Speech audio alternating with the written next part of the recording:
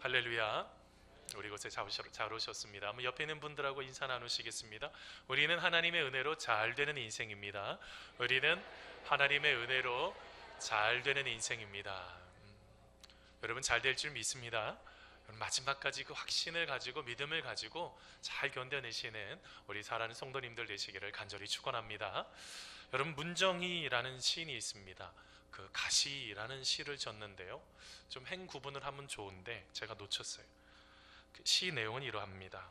어머니, 나는 가시였어요. 당신의 생애를 찌르던 가시. 당신 떠난 후 그 가시 나를 찔러요. 내가 나를 찔러요. 어머니라는 시예요. 여러분, 이 세상을 살아가는 사람들은 여러분 완벽한 사람들일까요? 여러분, 우리처럼 부족하고 연약하고 참 연약함을 좀 넘어서서 어떨 때는 실수투성이가 바로 우리들 아니겠습니까? 우리가 만나서 깊이 얘기를 나누지 않아서 그렇지 다 아픔과 상처들을 다 가슴속에 가지고 삽니다. 여러분 혹시 손가락에 가시 찔려 보신 적 있으세요? 여러분 그 가시요 보면은요, 나중에 바늘로 잘 파보면 아무것도 아닌 조그만 건데 그게 여러분 가시가 손에 박혀 있으면 얼마나 힘이 드는지 모릅니다. 아주 성가스럽습니다. 이게 없어질 때까지 끊임없이 이 가시가 우리를 찌르게 되는 거죠. 여러분 나이덕이라는 교수가요, 여러분 반통의 물이라는 그 책에 보면 내 인생의 가시라고 하면서 그곳에 산문에 보면 그런 이야기가 나옵니다. 가시는 꽃과 나무에만 있는 것이 아니라 사람은 누구나 제 속에 자라나는 가시를 발견하게 된다라고 말을 하고 있습니다. 여러분 이게 꼭 뭐와 같으냐면 한번 심어지면 이게 뽑혀지기 아주 힘든 바로 이 탱자나무와 같아서 그것이 한번 자리 잡기 시작을 하면 이것을 뽑으려고 하면 도리어 그 가시에 찔려서 도리어 아픈 것이 바로 우리의 인생이라는 것이죠. 그런데 여러분 이 나이덕 교수는 그런 이야기를 하는 것입니다. 그런데 바로 크고 작은 그 가시들이 우리들을 키운다는 것입니다. 그러면서 이런 이야기를 합니다. 어차피 뺄 수 없는 삶의 가시라면 그것을 한번 따라서 해보세요. 어떻게 받아들이고 다스리냐가 더 중요합니다. 여러분 그러합니다. 우리가 가시를 만날 때 이 가시를 어떻게 다스리고 우리의 삶 속에 어떻게 그것을 관리하느냐, 이것이 중요하다는 것이죠. 여러분 오늘 말씀에 보면 사도 바울은 바로 그 육체의 가시에 대해서 말을 합니다. 여러분 이 세계 교부인 터툴리아는 이것을 두통이나 안질로 보고 있고 많은 신학자들은 바로 거기에서 7절에 보니까 나를 쳐서 라는 그 말씀에 근거해서 간질병이다라고 말을 하고 있습니다. 여러분 간질병에 걸리신 분들 보신 적 있어요? 몸이 다 뒤틀어지고 입에서 거품이 일어나죠. 여러분 그래서 그 입 혀를 깨물지 않게 하기 위해서 빨리 수건 같은 거를 그 입에 넣어서 그걸 혀를 깨물지 않도록 해줘야지 됩니다. 여러분 그 고통이요, 여러분 이 고통이 얼마나 심했던지 오늘 말씀에 나타나는 여러분 이 육체의 가시, 이게 우리가 보통 이제 헬라어로 스콜롭스라고 그러는데 이게 일반적인 가시이기도 하지만 이게 꼭 뭐와 같으냐면 말뚝과 같아요. 여러분 말뚝을 아주 땅에 깊숙이 박아놨습니다. 그러면 여러분 이거 뽑으려면 어떻게 해야지 돼요? 그 주변을 다 파고 또 파고 깊숙이 파야지 여러분 그 말뚝을 뽑을 수 있는 것 아니겠어요? 여러분 복음을 증거하는 전도자입니다. 복음을 증거할 때마다 이 육체의 가시가 얼마나 힘이 들었던지 여러분 7절 말씀에 보니까 그게 사탄의 사자라고 표현할 정도로 그를 아주 고통스럽게 했던 것입니다. 여러분 근데 알고 계세요? 사도 바울은요, 자기가 쓰고 있었던 수건이요, 그리고 자기가 입고 있었던 앞치마요, 이거를 가지고 병자에게 덮어주면 병이 낫고요, 그 귀신 가운데 있었던 사람들은 그거를 덮어주면 그 귀신이 떠났는데 정작 자기의 질병을 해결하지 못하니 여러분 얼마나 고통스럽고 힘들었겠습니까? 여러분 바로 그런 연약함들, 바로 그 약함이 바로 사도 바울의 대명사라는 것입니다. 여러분 성경 말씀에 쭉 보면은 이 약함이라는 것이 80번 정도, 80여에 나타납니다. 일반적인 것은요, 육체적으로 질병이 있을 때 쓰는 바로 그 약함이에요.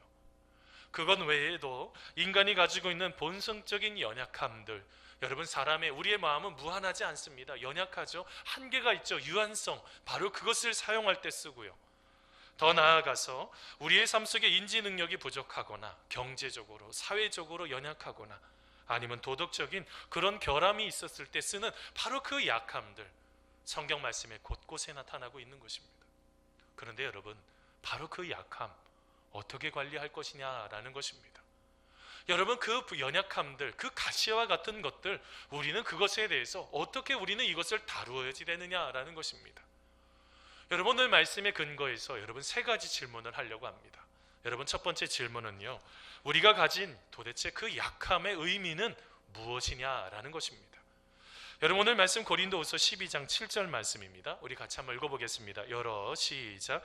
여러 계시를 받은 것이 지극히 크므로 너무 자만하지 않게 하시려고 내 육체에 가시 곧 사탄의 사자를 주셨으니 이는 나를 쳐서 너무 자만하지 않게 하려 하심이라. 아멘. 여러분, 한희준 씨가 있습니다.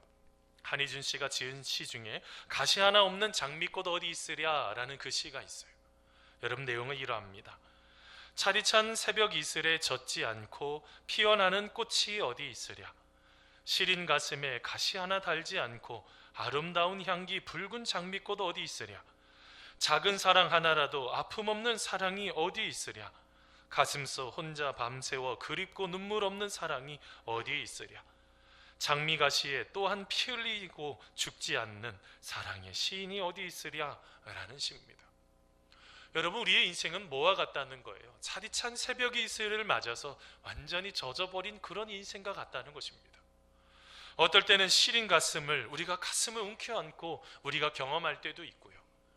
어떤 순간에는 우리가 혼자 밤새워서 그리고 눈물 흘리면서 우리의 인생을 아픔 속에 처절하게 몸부림치는 그런 사람도 있고요.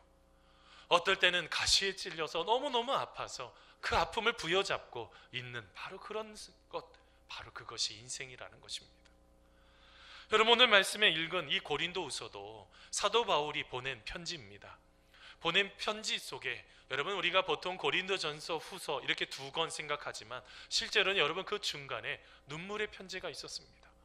그리고 나중에 하나님의 은혜 가운데 화목해하는 편지가 또 있죠. 두 개는 편지가 발견되지 않았지만 여러분, 오늘 말씀을 통해서 여러분 사도 바울이 봤던 그 고통이 있었던 것입니다. 무엇일까요? 여러분, 그 당시에 고린도 교회를 세운 사람은 사도 바울입니다. 하나님 은혜 가운데 교회를 세우고 선교 여행을 계속하게 되었죠. 그때 바울을 대적하는 사람들이 그 교회 안에 들어왔습니다. 여러분, 그들은 말했습니다. 나는 유대인의 혈통이다. 나는 공식적인 유대인의 혈통이다. 그리고 나는 예루살렘 모교회에서 추천서를 갖고 왔어. 봐봐, 나는 추천서가 있는 사람이야. 너는 있어? 너는 없지 않니? 너는 그러니 너는 부족해. 그뿐만이 아닙니다. 여러분, 나중에 그 대적자들은 바울보다 자신이 더 우월하다고 자랑을 하기 시작했습니다. 나는 더 너보다 설교를 더 잘하고 나는 엄청난 체험을 했던, 기적을 체험했던 사람이 바로 나야 라고 사도 바울에게 자랑을 하기 시작했습니다. 여러분, 근데 그 대적자들이 간과하고 있는 것이 있었던 거죠. 여러분, 칭찬해 주시는 분이 누구이십니까? 내가 내 자신을 자랑한다고 해서 칭찬을 받는 것입니까? 아니면 하나님께서 칭찬을 해주셔야지 인정받고 칭찬받는 사람입니까? 여러분, 그게 고린도후서 10장에 나와요. 하나님이 칭찬해 주셔야지, 하나님이 인정해 주셔야지 되는데 왜 너희들은 그걸 모르니? 라고 하면서 오늘 말씀에 그들이 말했던 그 체험에 대한 이야기가 바로 고린도후서 12장 1절 이후부터 나타나기 시작합니다. 사도 바울은 어디를 경험한 것입니까? 여러분, 3층천을 체험한 것입니다. 다른 말로 표현하면요, 여러분 하나님 나라를 경험한 거예요. 여러분, 여기에서 혹시 하나님 나라 보고 오신 분 계십니까? 목사님, 제가 어젯밤 꿈에 보고 왔어요. 원래 어떤 분이 계신지는 모르겠지만 여러분, 하나님 나라를 경험하고 나서 그 놀라운 체험이요, 황홀한 체험이요. 여러분, 그래서 실제로 사도 바울은요, 하나님께서 자기를 좀 불러가서 데려가셨으면 좋겠다는 고백이 여러 번 나타납니다. 근데 여러분, 오늘 말씀에 그런 체험을 하고 나서 내가 자랑할 것이 하나가 있습니다. 나의 약함을 자랑하겠습니다 라고 말을 하고 있는 거예요. 사랑하는 성도 여러분, 이상하지 않습니까? 자랑할 것이 너무너무 많아요. 자기가 많은 부분들을 경험하고 나서 자랑할 것이 너무 많아요. 그런데 나의 약함을 좀 자랑해야 되겠습니다 라고 말하는 거예요. 왜 그럴까요? 여러분, 그 약함의 의미는 무엇일까요? 여러분, 오늘 말씀에 읽었던 7절 말씀, 반복적으로 나타나는 단어가 있습니다. 너무 자만하지 않게 하시려고, 나를 쳐서 자만하지 않게 하시려고. 여러분, 무엇을 말하고 있습니까? 우리의 약함의 의미는 바로 교만하지 않기 위해서 바로 그 연약함을, 약함을 주셨다는 것입니다. 여러분, 우리가 삶을 살아보면서 여러분 이런 일들을 얼마나 많이 경험합니까? 아마 여러분, 사도 바울은 그 놀라운 체험을 하고 나서 그의 마음속에 그 뜨거움들, 다시 하나님 나라를 가고 싶은 그 소망들 그의 마음속에 가득 찼을지 몰라요. 그러면서 하나님의 말씀대로 살고 싶은, 성령의 법을 따라가고 싶은 마음들이 가득했습니다. 근데 여러분, 로마서 말씀 7장 말씀 보세요. 내가 원하는 것은 선을 행하고 싶지만 도리어 자꾸 악을 행하더라는 것이에요. 나의 마음은 성령의 법을 따라가고 싶지만 나도 모르게 육신의 법을 따라서 자꾸 가고 있다는 거예요. 자기의 죄성을 발견하게 된 것입니다. 하나님의 은혜를 체험했던 것을, 그냥 그것을 가지고 삶을 살지 못하고 말씀대로 살지 못하고 성령의 인도를 따라가지 못하고 나중에 자꾸 육신의 법을 따라가려고 하는 이것, 그래서 여러분 뭐까지 표현해요? 사망의 고통까지 표현을 하고 있어요. 죽을 것 같다는 거예요. 말씀대로 살려고 하는데 이 자꾸 꿈틀꿈틀 죄성이 울러나서요. 여러분, 오늘 말씀에 그래서 나중에 사도 바울이 깨닫고 난 것이 무엇입니까? 그렇구나, 나에게 약함을 주신 것, 나에게 이런 가시를 주신 것, 하나님께서 바로 자만하지 말라고, 교만하지 말라고 주신 것을 바로 깨달았다는 것입니다. 사랑하는 성도 여러분, 누구나 교만해지면 하나님께서는 참으로 우리 백성들 망하기 때문에, 그래서 사랑해서 여러분 그 육체에 가시를 주셨다는 거예요. 어떤 분이 그런 분들이 있어요. 목사님, 내가 하나님 말씀대로 살아가려고 하고 말씀대로 그렇게 살았고 그렇게 하나님 말씀대로 살아내는데 왜 저에게는 이런 아픔이 있어야지 돼요? 여러분, 오늘 말씀에 여러분 말씀을 가지고 표현하면 바로 그것을 통해 우리의 삶이 더 자만하지 않고 겸손함으로 살아가기 위한 것이 하나님의 뜻이라는 것입니다. 그러면 여러분, 자만하게 되면 어떻게 될까요? 여러분, 자만하면요 하나님이 버리세요. 여러분, 자만하면 여러분 하나님이 얼마나 교만한 자를 싫어하십니까? 여러분, 왜 그렇습니까? 교만하게 되면 하나님에 대해서 멀어지기 때문에 그래요. 여러분, 일주일의 삶 속에 하나님과 얼마나 동행하셨습니까? 내가 하나님이 돼서요. 여러분, 십계명 강의 때 같이 나눴잖아요. 너 외에, 나 외에 다른 신들을 두지 말라. 내가 하나님이 되려고 하는 거예요. 내가 신이 되려고 하는 거예요. 하와를 욕할 게 못 되는 게 아니라 하와의 마음속에 하나님이 되려고 하는 마음이 있었어요. 뭘 말하고 있습니까? 하나님은요, 우리가 그 하나님의 능하신 손 아래 우리가 겸손하라고 하나님은 말씀하고 있는 것입니다. 여러분, 베드로전서 5장 6절 말씀입니다. 같이 한번 읽어보겠습니다. 그러므로, 시작. 그러므로 하나님의 능하신 손 아래에서 겸손하라. 때가 되면 너희를 높이시리라. 여러분, 야고보서도 말합니다. 야고보서 4장 10절 말씀입니다. 같이 읽겠습니다. 시작. 주 앞에서 낮추라. 그리하면 주께서 너희를 높이시리라. 사랑하는 성도 여러분, 우리의 마음속에 여러분 모든 상황 속에 겸손하셔야지 돼요. 근데 여러분, 지금의 시대는 어떠합니까? 내가 중심이라는 거예요. 내가 원하는 대로 인생을 살아가는 거예요. 살아가라는 거예요. 이게 뭐예요? 바로 인본주의죠. 여러분, 유발 하라리라는 사람이 있습니다. 역사학자. 여러분, 왼쪽에 사피엔스라는 책을 썼는데요. 여러분, 이곳에 여러분 저 책을 보면 이제 최근 한 1년 반 전에 호모데우스라는 책도 나왔습니다. 여러분, 저 책의 내용이 무엇인지 아십니까? 세계 역사 속에서 인본주의가 생기면서 여러분 하나님, 신이라는 개념을 완전히 무너뜨렸다는 것입니다. 그런데 여러분, 호모데우스라는 저 책에서 이런 얘기를 해요. 이제는 인본주의마저도 무너질 거라는 거예요. 그러면서 생겨나는 게 데이터교라는 거예요. 이게 뭔 얘기인지 아세요? 이제는 사람의 감정까지도 조절을 해서 그것을 자꾸 우리의 인생을 자꾸 힘들게 해서 어떻게 해요? 마치 착각하게 만들어버린다는 거예요. 그런데 여러분, 우리의 인본주의의 가장 중심이 무엇입니까? 우리의 경험이요, 나의 감수성이요. 여러분, 인본주의는 이렇게 말합니다. 자신의 목소리에 귀를 기울이고 자신에게 충실해라. 자신을 믿어라. 마음 가운데로 행하라. 좋다고 느끼는 것을 하라. 무슨 말을 하고 있는 거예요? 인간의 감정이 충돌하면요, 내가 하고 싶은 거를 하라는 거예요. 그런데 여러분, 내가 하고 싶은 것을 했어요. 모든 것이 다 잘 풀렸습니까? 내가 원하는 감수성에 따라서, 내 감정에 따라서 사셨어요. 근데 여러분, 모든 것이 다 잘 됐습니까? 여러분, 저 책에서 끝에서 말하고 있는 핵심이 있어요. 실수를 좀 인정하라는 거예요. 자기 자신의 실수를 인정하라는 거예요. 내가 교만했다는 것을 인정하라는 것입니다. 뭘 말하고 있습니까? 우리가 하나님을 믿는다고 하면서 내가 신이 되어서 마치 하나님께서 마치 하고 함께하고 있는 것처럼 생각했던 것, 이제 현실에 직시하고 있다 보니 나의 부족함, 나의 연약함, 여러분, 이것을 인정해야지 된다는 것입니다. 여러분이 히브리서 11장 말씀을 쭉 보면 믿음의 조상들이 나와요. 여러분, 이들의 공통점이 뭘까요? 다들 약했다는 거예요. 하나님이 그렇게 하라고 했는데도, 하지 말라고 했는데도, 하는 것을 제대로 따라가다가도 또 무너져요. 그렇지만 여러분, 그들은 어떠했던 것입니까? 마지막까지 하나님에 대한 그 공간을 가슴속에 만들어 놓았던 거예요. 내가 원하는 대로 살면서 이게 마치 하나님의 길이라고 착각한 것이 아니라 나의 연약함을 인정하고, 하나님, 제 마음속에 들어와셔야 됩니다. 하나님, 저와 함께 해주셔야지 됩니다. 하나님 아니면 저는 아무것도 아닙니다. 바로 그 약함이 바로 그의 모든 것들의 삶을 지켜내고 있었던 것이고, 그의 부족함을 하나님이 기뻐하시는 삶으로 여러분 역사하고 있었던 것이라는 겁니다. 사랑하는 성도 여러분, 우리의 마음속에 사도 바울의 고백처럼 여러분 자만하지 않기 위해 하나님이 주신 그 고난을 생각하시면서 여러분 믿음으로, 하나님 그 고난의 뜻이 무엇입니까? 여러분 하나님 앞에 그것을 가지고 나아가는 여러분 우리가 되기를 간절히 소원합니다. 두 번째 질문이 있습니다. 여러분, 우리는요 고난 가운데 기도하고 있느냐라는 것입니다. 여러분, 오늘 말씀 고린도후서 12장 8절 말씀입니다. 같이 한번 읽어보겠습니다. 이것이, 같이 읽습니다. 시작. 이것이 내게서 떠나가게 하기 위하여 내가 3번 주께 간구하였더니. 아멘.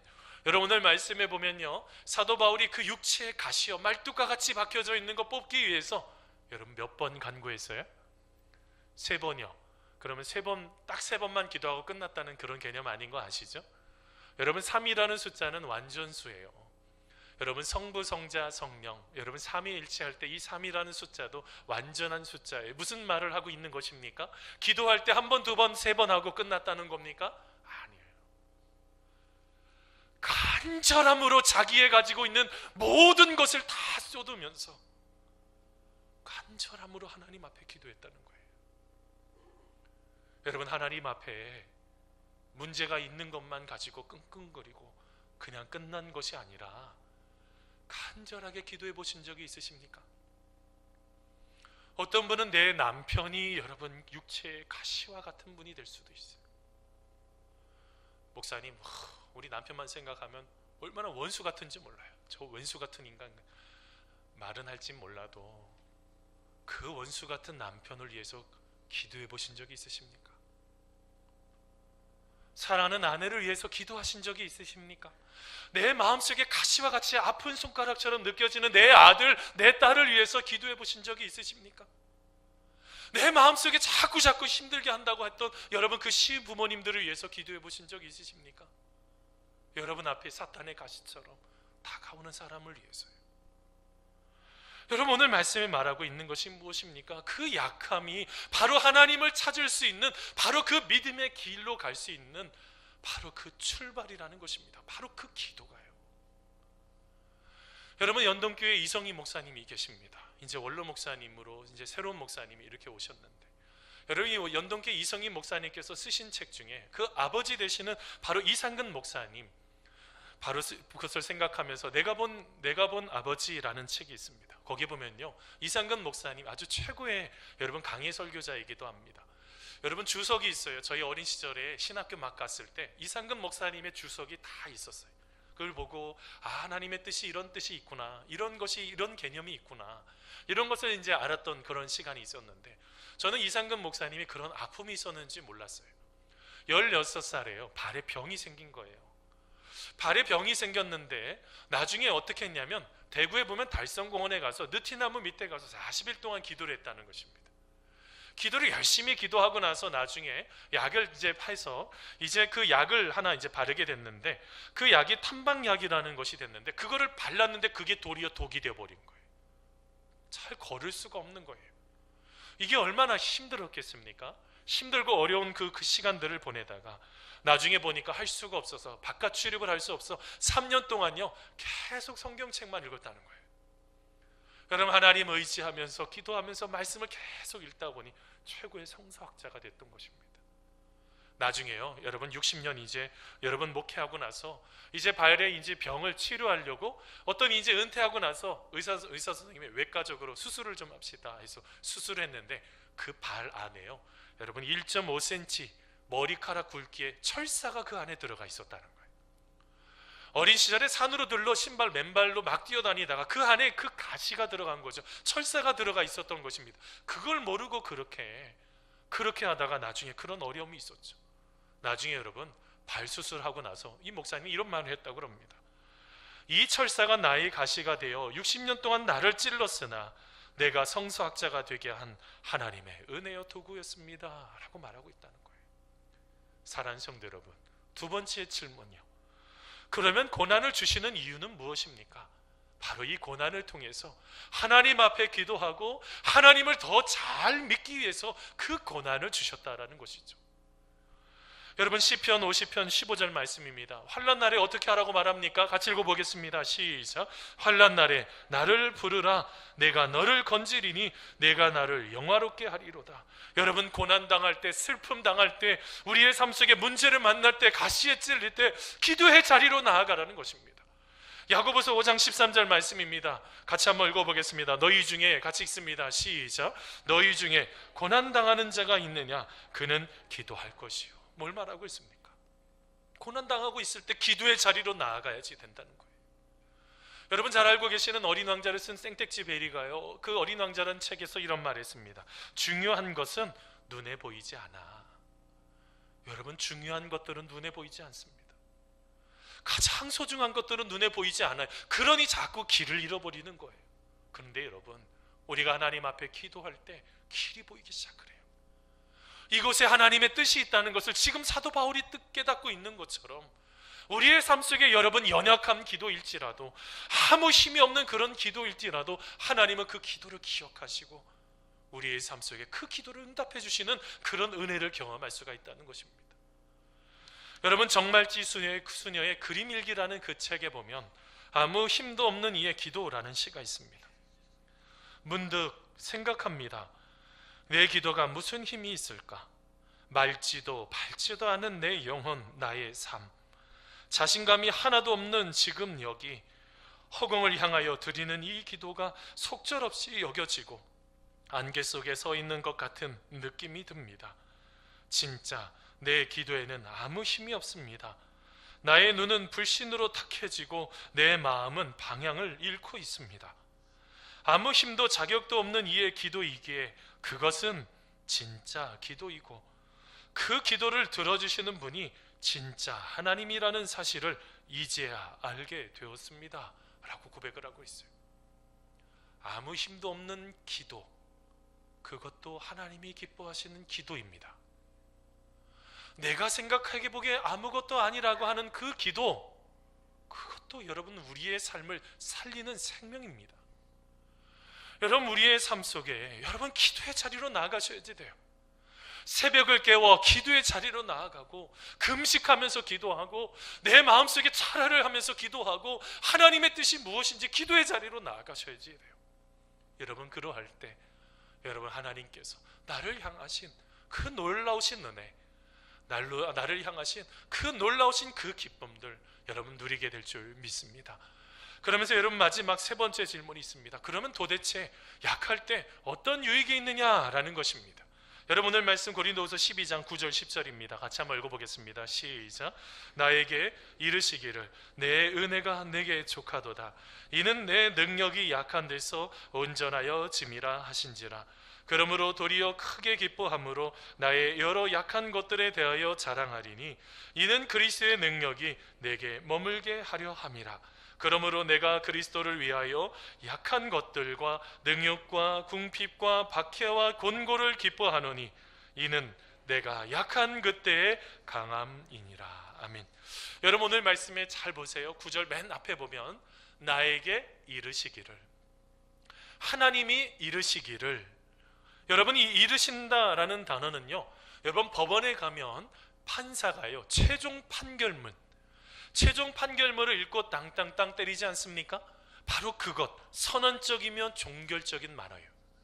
자, 여러분 지금 사도 바울에게 뭐라고 지금 탕 쳤습니까? 내 은혜가 내게 족하다. 여러분 이거 사도 바울이 원했던 것입니까? 하나님 저 이거 고쳐주셔야지 돼요. 하나님 이거 꼭 해야지 돼요 라고 했던 그 기도 정반대의 응답을 주셨습니다. 바울아, 지금 이 상태가 너에게 가장 좋을 때야. 바울아, 지금 힘들지? 그렇지만 이게 내가 너를 향한 뜻이야 라고 말하는 거예요. 여러분 놀랍지 않습니까? 전혀 다른 이야기를 하고 있어요. 근데 여러분 그 속에 사도 바울이 붙잡고 있는 단어 하나가 있는 것입니다. 그게 무엇일까요? 은혜라는 단어예요. 사도 바울은 다메섹에서 예수님을 만난 이후에 그가 놓치지 않고 고백하는 단어가 있었습니다. 그게 뭘까요? 은혜라는 단어예요. 여러분 우리가 우리의 모든 것들을 풀어가다가 보면 내가 원하는 것이 있습니다. 그걸 가지고 여러분 믿음을 가지고 이 산을 옮길 수 있다는 확신을 가지고 살아가는 것도 믿음인데 이것도 은혜인데, 오늘 말씀에 사도 바울에게 지금 말하고 있는 것이 무엇입니까? 내가 지금 고칠 수 없고 너를 지금 힘들게 하고 있는 그 모든 것들, 바로 그게 은혜야. 이것을 믿을 수 있느냐? 라고 지금 사도 바울에게 되질문하고 있는 거예요. 여러분 왜 그럴까요? 여러분 왜 이렇게 그런 믿음들을 지금 요구하고 있을까요? 여러분 오늘 말씀에 사도 바울은 은혜라는 관점을 가지고 이 믿음을 가지고 자기의 상황을 다시 한번 재해석해 보니, 예수님께서 십자가에 못 박혀 돌아가실 때 이게 단순한 죽음이 아니라 그곳에 하나님의 능력이 있었고 그곳에 부활의 능력이 있다는 것을 사도 바울이 보기 시작했던 것입니다. 바로 여기에 그리스도의 능력이 머물게 하려고 하는 하나님의 뜻이 있다는 것을 생각해 보기 시작했다는 거예요. 여러분 잘 보세요. 9절 말씀에 보면 그리스도의 능력이 머물게 하려 함이라 라고 말씀하시잖아요. 여러분 머문다는 게 어떤 뜻이 있습니까? 여러분 이게요, 여러분 우리가 어떤 장막을 져놓고 우리 건물을 다 지어놓고 이곳 안에 우리가 함께 거하는 것을 말하고 있어요. 이거 어떤 의미입니까? 한마디로 말하면 바울은 이제는 자기의 힘으로 사는 것이 아니라 그리스도와 함께 거하면서 예수님과 함께 그 모든 것들을 풀어내는 바로 그것에 대해서 말하고 있는 것입니다. 사랑하는 성도 여러분, 그러니 어떻게 자랑하지 않을 수가 있겠어요? 내가 지금 곤고를 경험하고 핍박을 경험하고 환난을 경험할지라도 예수님의 능력이 나와 함께하고 있는데 내가 어떻게 내가 낙심하고 있어? 그러니 도리어 기뻐 라고 지금 고백을 하고 있는 것입니다. 사랑하는 성도 여러분, 여러분 앞에는 언제든지 다 십자가가 있어요. 여러분 토마스 안캠핀스가요 그리스도를 본받아 라는 그 책에서 여러분 그 십자가에 대해서 이런 이야기를 했습니다. 십자가가 올 때 자진하여 그 십자가를 지면 그 십자가가 너를 지고 간다. 그러나 내가 원하는 곳으로 가면 그곳에서 더 큰 십자가가 기다릴 것이다 라는 말을 했어요. 지금 여러분 앞에 놓여져 있는 그 약하며 가시여 십자가요, 이거를 여러분 지지 않기를 원하시는 사람이 얼마나 많이 있는지 몰라요. 왜 그래요? 내가 편하면 돼, 내가 힘든데 지금 그거 왜 하고 있어? 라고 말하는 세상이기 때문에 그래요. 근데 여러분 하나님은 그렇게 말씀하고 있는 것입니다. 지금 내 앞에 있는 그 십자가, 지금 내 앞에 있는 그 십자가, 힘들고 어려운 것이지만 그것을 짊어지고 있을 때 그 십자가가 너를 짊어질 거야. 여러분 피해보세요. 또 다른 더 큰 십자가가 있습니다. 사랑하는 성도 여러분, 여러분 히브리서에서도요, 여러분 이 부분에 대해서 우리 예수님도 바로 그 십자가를 그렇게 참으셨음을 이렇게 말씀했습니다. 히브리서 12장 2절 말씀입니다. 우리 같이 한번 읽어보겠습니다. 믿음의 주여, 시작. 믿음의 주여, 또 온전케 하시는 이인 예수를 바라보자. 그는 그 앞에 있는 기쁨을 위하여 십자가를 참으사 부끄러움을 개의치 아니하시더니 하나님 보좌 우편에 앉으셨느니라. 아멘. 여러분 뭘 말하고 있습니까? 여러분 앞에 있는 그 십자가요, 그 가시요, 그 연약하며 약하며 그걸 여러분 버리시면 안 돼요. 여러분 우리가 앞에 기쁨이 있단 말입니다. 힘들고 어려울지라도 그 앞에 기쁨이 있단 말입니다. 여러분 오늘 말씀해 보니까 부끄러움을 개의치 않았다고, 부끄러움을 신경 쓸 필요가 없다는 거예요. 내가 예수님 만나야지 되는데, 내가 예수님과 함께 동의해야지 되는데, 바로 그것이 그를 살리는 능력이 되었다는 것입니다. 사랑하는 성도 여러분, 사도 바울과 같이, 그리고 예수님과 같이 여러분 우리 앞에 있는 그 가시를 여러분 부끄러워하지 마시고, 여러분 하나님을 철저하게 그 의지하면서 믿음으로 나아가게 될 때 우리의 삶 속에 하나님의 더 큰 능력이 우리 가운데 머물러 있게 되는 그런 은혜를 여러분 경험하게 될 줄 믿습니다. 사랑하는 성도 여러분, 그런 믿음 가운데 우리가 살아가는 우리가 되기를 간절히 소원합니다. 여러분 말씀을 마치면서요, 여러분 정용철이라는 선생님이 좋은 생각이라는 책에 가장 아름다운 사람이라는 시, 아주 마음속에 깊이 와닿는 시인데 한번 들어보세요. 가장 아름다운 사람은 누구일까요? 좋은 일을 많이 하는 사람, 현명하고 훌륭한 사람, 착하고 겸손한 사람, 이들도 아름답지만 더 아름다운 사람이 있습니다. 그는 고통 가운데서 열매를 맺는 사람입니다. 가슴 깊은 곳에서 참 힘들다, 괴롭다, 슬프다는 말이 나오고 어쩔 줄 몰라 뜬 눈으로 밤을 지새우지만 아침이면 일찍 일어나 희망을 향해 달려나가 결국은 자기 이름에 좋은 열매를 맺는 사람이 이 세상에서 가장 아름다운 사람입니다 라고 고백을 해요. 사도 바울은 바로 그런 아름다운 사람이었습니다. 참 힘들다, 고통스럽다, 얼마나 고통스러웠던지, 참으로 힘들고 어려웠던지, 참 말로 표현할 수 없는, 하나만 당해도 말로 표현할 수 없는 아픔을 경험했지만 마지막까지 견뎌낸 것이죠. 뭘 본 것입니까? 그 길 끝에 있는 바로 그 주님의 그 놀라우신 은혜, 주님이 우리 가운데 채워주실 바로 그 놀라우신 바로 그 소망을 마지막까지 놓치지 않았다는 것입니다. 사랑하는 성도 여러분, 힘드십니까? 잘 견뎌주셔서 감사합니다. 고통스럽습니까? 그것이 끝이 아닙니다. 조금만 더 가면 됩니다. 사랑하는 성도 여러분, 우리가 하나님의 놀라우신 은혜 안에 우리가 다시 한번 하나님을 진저로 꽉 붙잡고 하나님을 믿는 믿음으로, 주님, 내가 주를 믿습니다, 주님, 내가 주님을 믿습니다, 여러분 믿음으로 고백할 때 여러분 그 믿음이 우리의 인생에 답을 주게 될 줄 믿습니다. 믿음이 답입니다. 기도하겠습니다.